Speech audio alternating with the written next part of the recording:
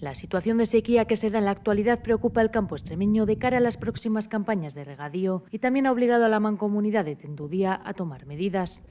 Sí, ya estamos en una situación muy extrema. Bueno, venimos sufriendo esta situación complicada durante el último año, pero la situación ya ha llegado al punto que tenemos 1,1 hectómetros cúbicos acumulados en el embalse y por tanto pues ya toca, bueno, desde hace ya un mes o más de un mes, toca tomar otras medidas más restrictivas que nos ayuden a garantizar o alargar el agua. Además, han anunciado que la próxima semana se ponen en funcionamiento medidas como suspender el suministro a segundas viviendas y casas de campo o establecer franjas horarias para las explotaciones agrícolas y ganaderas. En cuanto vuelva a disminuir el nivel del agua, pues estos cortes ya serán extensibles al resto de los vecinos y vecinas de la comarca que ya vivan en los núcleos urbanos, ¿no? Además, años trabajando en otras medidas que nos garanticen o que nos posibiliten otras fuentes de recursos hídricos para poder tener agua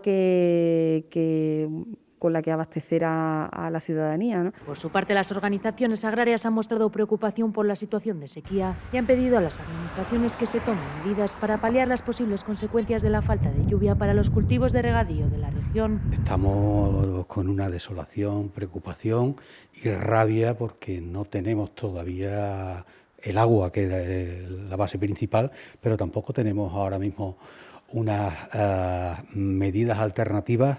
Tenemos dos problemas, digamos, uno que tenemos muy poca agua y segundo que la administración la quiere repartir muy mal. Hay exclusivamente agua para los permanentes. Por ello han pedido una reunión urgente a la Junta de Extremadura y han convocado una tractorada para el próximo 1 de febrero, en la que más de 500 tractores irán a Mérida porque la Junta no puede esconder la cabeza.